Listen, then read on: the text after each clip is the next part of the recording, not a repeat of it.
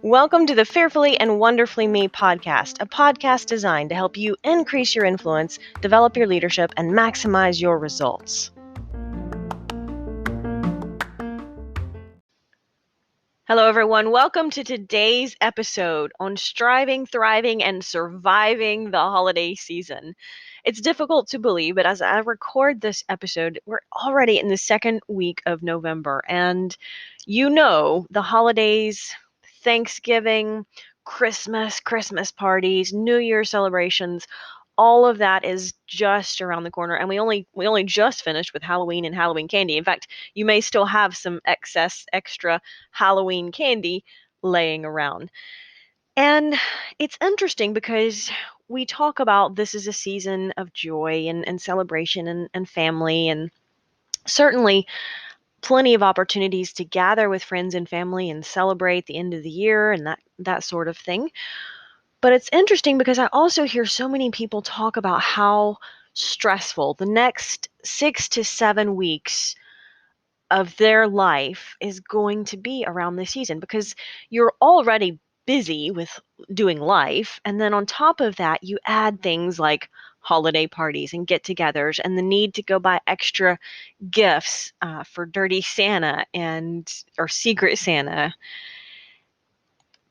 All of the stress around shopping for people, because we feel such a need to share and exchange gifts, and sometimes that means spending money we don't have on things people don't need, and it doesn't really bring us that joy. Or maybe it's going to one more holiday or year-end get together and eating things that we don't need, that aren't good for us, that make us feel bad the next day. And this can be an incredibly stressful time. Yes, it absolutely can be a season of joy, but there's no doubt so many people talk about the stress the holidays bring. So I wanted to do a special episode and just talking about those three things: striving, thriving, and surviving the holidays, because I know I need reminders in my life of how to navigate stressful times in life. There's no doubt that 2020 has been an incredibly challenging year for most of us in so many different ways, and continues to be challenging on many levels. And you add that we've already had a challenging season and a challenging year, and just because it's looked so different, I think, than most of us expected. But also add to that the upcoming holidays and the upcoming stress from all of that, and it really has an opportunity to just derail so many of us from so many of our goals, and getting a jump start on 2021 and really becoming the person that we want to be. So I want to dive into that just a little bit. So first things first, as you look forward to the holiday season, the next 6 or 7 weeks, getting to January 2021, because let's face it, New Year's isn't going to roll around and you're not going to wake up on January 1st and suddenly magically all of the problems or challenges of 2020 are going to go away, right? That's not going to happen. Like, life is not going to just suddenly be brighter because the calendar date changes. It's important to remember we have to be very, very intentional if we want to be in a better position in the next 6 or 7, 8 weeks than we are now. Now, that doesn't mean it has to be more stressful. It does. In fact, I would say that it's very possible that being more intentional over this season is going to help you be less stressed. It's going to help you be more focused and more positive. It's going to help you really get a jump start on making 2021 a better year. And that's what we all really want. I mean, the holidays are fun, but none of us want to wake up on January 1st or January 2nd and feel like we're in a worse place mentally, physically, or emotionally than we are now. I know nobody wants to be less happy or successful or effective in life, and particularly no one who's listening to a podcast on personal growth. So let's talk about striving over the holiday season, the next 6, 7, 8 weeks. I think one of the things that I've recently discovered is the Enneagram.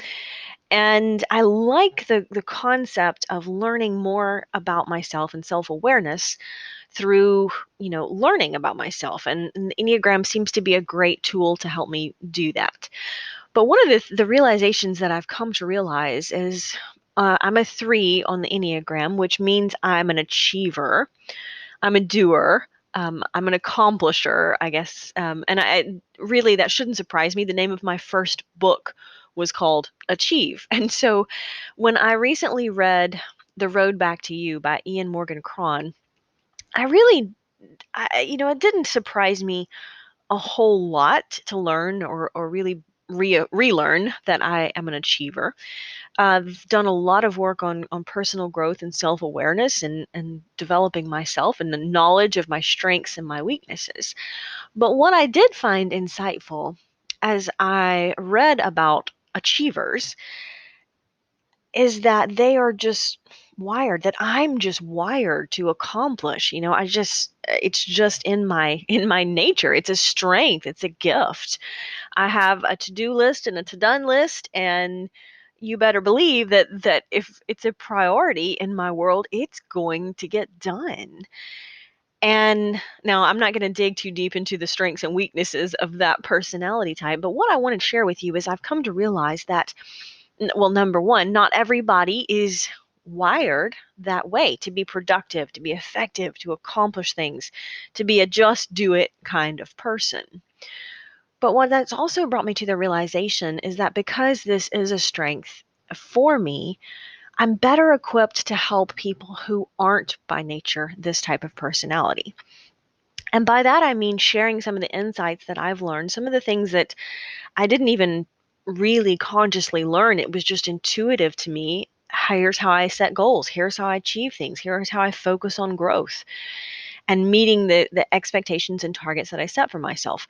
Some of that I didn't even have to consciously sit down and learn about or read about. It just is my nature. But because it's just my nature, it really has helped equip me to teach some of the things, these strengths, to others. So if you're not naturally a striver, an achiever, a performer, a doer, a get it doneer, then I can really help share some insight with you on how to be effective in that realm. So, what I like to say, as you set your intentions for this season, let's just say the next 8 weeks, the next 2 months, that gets us to the first or second week of January.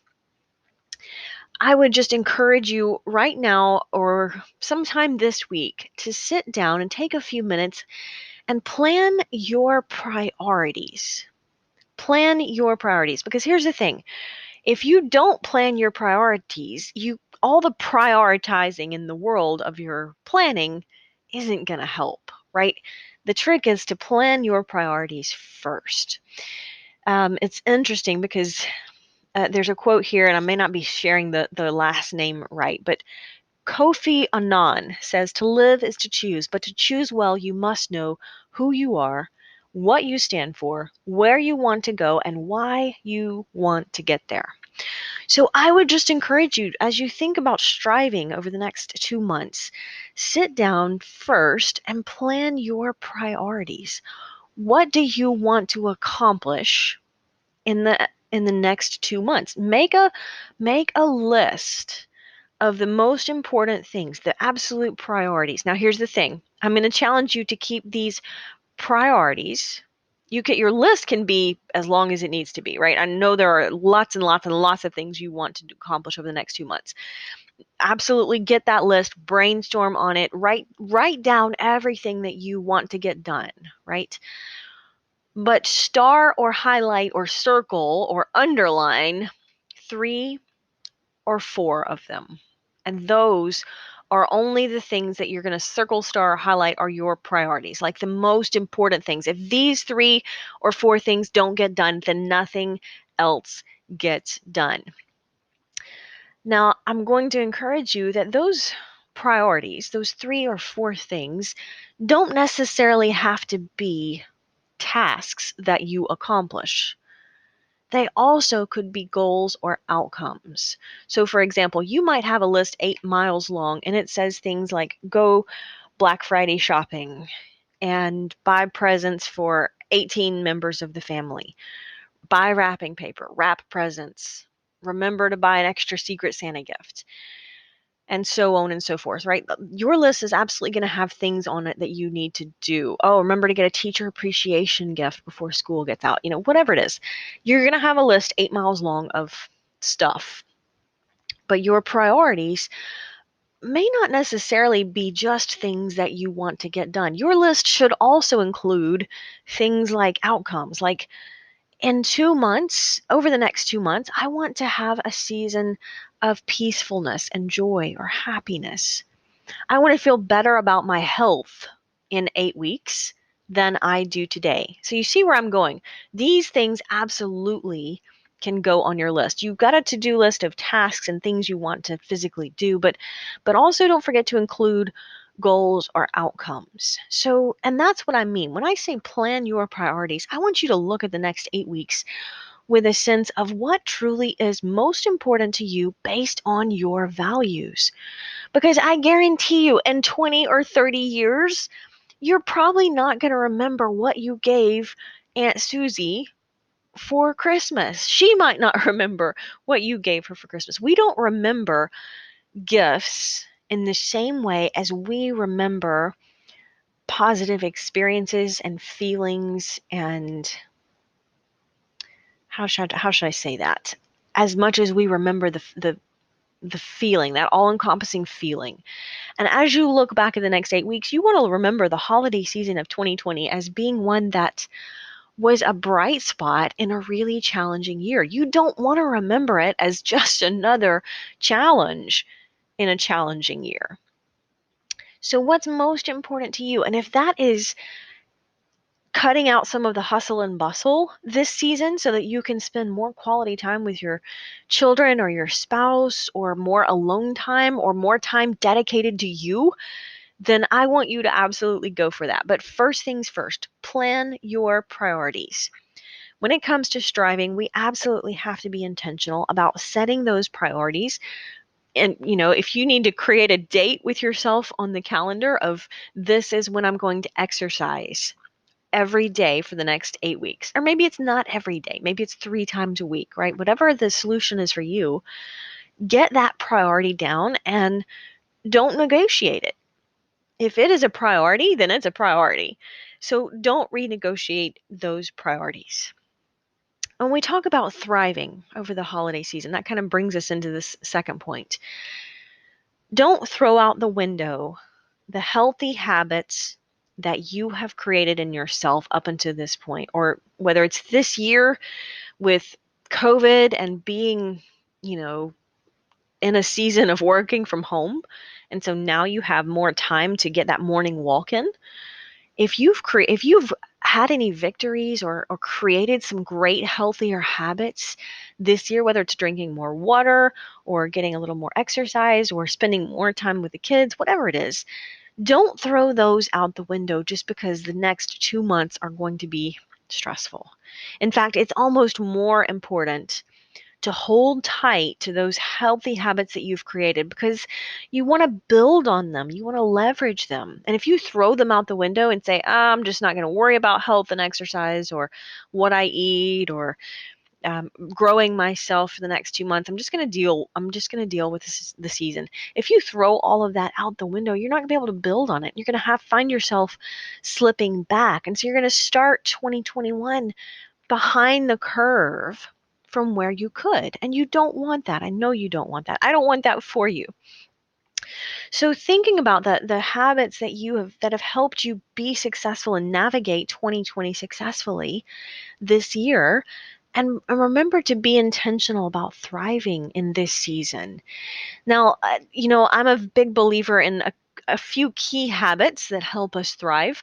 Number one, exercise is so, so, so important, because thriving physically helps us do everything else better. And exercise will help you feel better. It'll help you look better.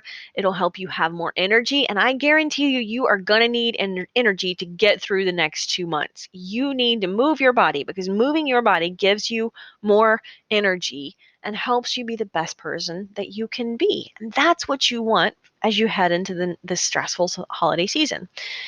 Eating healthy, your body and your brain need nourishment to perform at their best. And there are going to be some times when you're tired and it's going to look really good to guzzle some eggnog or some leftover pumpkin pie for breakfast the next morning. But that's not going to help you perform well that next day. That's not going to help you be the best version of yourself. That's not going to pumpkin pie for breakfast doesn't help you show up as your best self. Now, you might decide to indulge on some pumpkin pie for breakfast once, and that's okay. It's an indulgence. I'm just saying, don't throw your healthy eating out the window and eat pumpkin pie for breakfast every single day, or pumpkin spice lattes, or whatever it might be. Don't throw your healthy habits out the window. Now, healthy habits aren't just physical. I mean, yes, it's absolutely important to move your body, exercise, eat healthy, and drink more water. Those three things are just so helpful physically. But healthy habits are also, don't forget to focus yourself on your growth. Don't throw out your morning Bible devotional over the next 8 weeks just because you're busier in other dimensions of life, because it's almost more important to stay grounded, right? And that intentional morning routine, intentional habits are so powerful in helping you stay grounded, and especially important in challenging seasons, right? These are the things that don't feel urgent, but they help us thrive. And you're going into a season that's already been challenging this year, and this season certainly has the potential to be even more challenging. You want to thrive in this time. Now, thriving might look different in this season than it would in a different season, for example.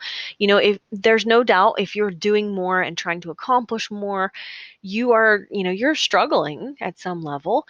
Thriving in this season might just be holding on to the habits that you've built. Maybe don't try to add anything new right now, okay?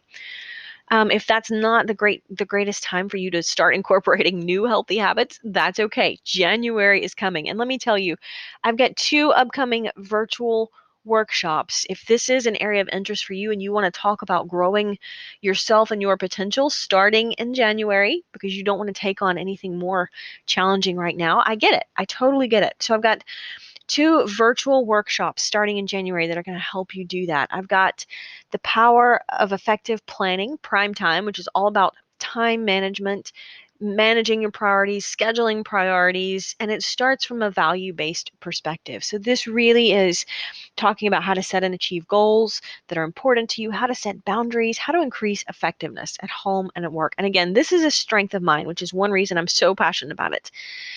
That workshop is going to start January 5th, and it's virtual. It's going to be 6 virtual sessions.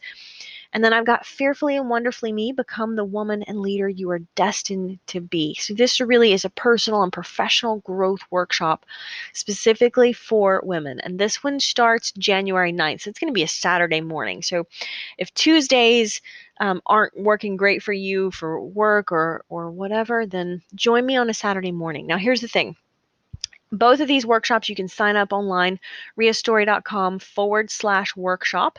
If you sign up before December 15th, you're going to get a bonus one-on-one coaching session. So if this is something that interests you, then resonates with you, kicking off 2021 and becoming the better version of yourself, the best version of yourself, and developing into who you are destined to be.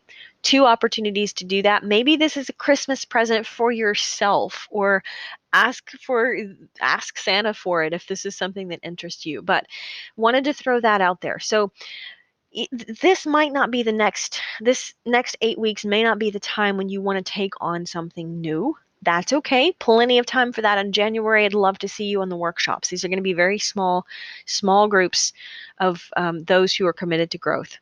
But you don't want to slide backward in the next 8 weeks. So keeping your healthy habits, keep thriving in this season. Whatever's working for you right now, hold on to that. It's working for you. Don't let go of it just because the holidays are coming up. An example for this, I've probably shared with you before, I adore my one weekly bowl of ice cream.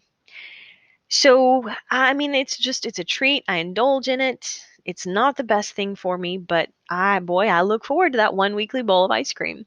Usually after my long run, that day is just kind of a little more of a treat day.